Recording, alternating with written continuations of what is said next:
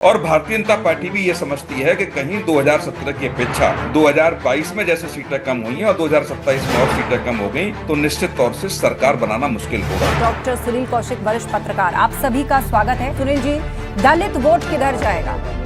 हर party अपनी अपनी रणनीति को धार देने में लगी और बीजेपी ने तो समरसता संकल्प ले लिया है। देखो आस्था जी, 86 सीटें हैं आरक्षित उत्तर प्रदेश में, और आप पिछले 5 चुनावों का नतीजा देखेंगी तो जिस राजनीतिक दल के साथ दलित चला गया उसकी सरकार बन गई। बसपा के साथ था बसपा की, सपा के साथ था सपा की, भाजपा की सरकार 2 बार बन गई है। सबसे अधिक सीटें आरक्षित सीटें हैं तो भारतीय जनता पार्टी के पास है। लेकिन 2017 में जहां 70 सीटें भारतीय जनता पार्टी को मिली, 2022 में 65 सीटें रह गई, 5 सीटें कम हुई। थोड़ा चिंता तो है भारतीय जनता पार्टी को कि 2027 का चुनाव है, 2017 की अपेक्षा 2022 में सीटें कुछ कम हुई हैं, तो निश्चित तौर से ऐसा ना हो कि वो निरंतरता बन जाए और 2027 में और कम सीटें हो जाए।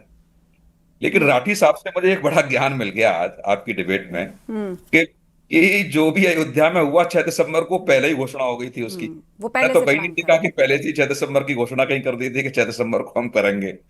राठी साहब जी ने ये बहुत अच्छी बात कही है। पहली बात, मुझे लगता है कि सब लोगों को इसका मनन करना चाहिए, कहाँ ढूंढना चाहिए। मैंने तो आज तक नहीं देखा कि 6 दिसंबर की घोषणा हो गई थी। और राठी साहब को यह भी समझना पड़ेगा कि जितने भी दलितों के नाम पर मायावती जी ने जिले बनाए वो सब आपकी सरकार ने बदले। तो आप थोड़ा सा इसका प्रभाव 2017 में पड़ा। 2012 में जहां सबसे ज्यादा सीटें आपको राठी साहब मिली दलितों की, लगभग 75 से ज्यादा सीटें आपके आपके पास थी, और आकर के आप बिल्कुल 2017 में रहेंगे कि 70 सीटें भारतीय जनता पार्टी के पास चली गई। तो ये प्रभाव तो था कि जहां जो दलितों के साथ आपने एक बिल को लेकर के किया, प्रमोशन के आरक्षण बिल को लेकर के किया आपने, और दूसरा जो भी जिलों के नाम बदले मायावती ने उनको आपने बदल दिया। तो इसका ये समझती है समाजवादी पार्टी को उन दलितों को साथ कैसे लाया जा सके।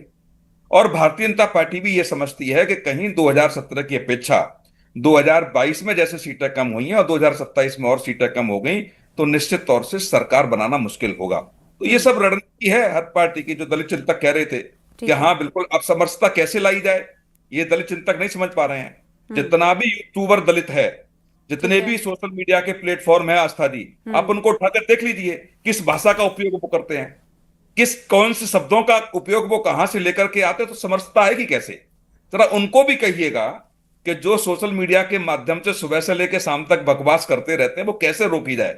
यदि वो रुकेगी तो समरसता आएगी, 100% आएगी। लेकिन आप सुबह से लेकर के शाम तक, और अच्छे अच्छे विद्वान लोग, सुप्रीम कोर्ट के एडवोकेट, हाई कोर्ट के एडवोकेट, प्रोफेसर, बच्चे छोड़िए, बच्चे तो ठीक है अनजाने में कुछ कह रहे हैं कहते रहने, लेकिन बुद्धिजीवी लोग भी सोशल मीडिया के माध्यम से उन शब्दों का उपयोग सुबह से शाम तक कर रहे हैं।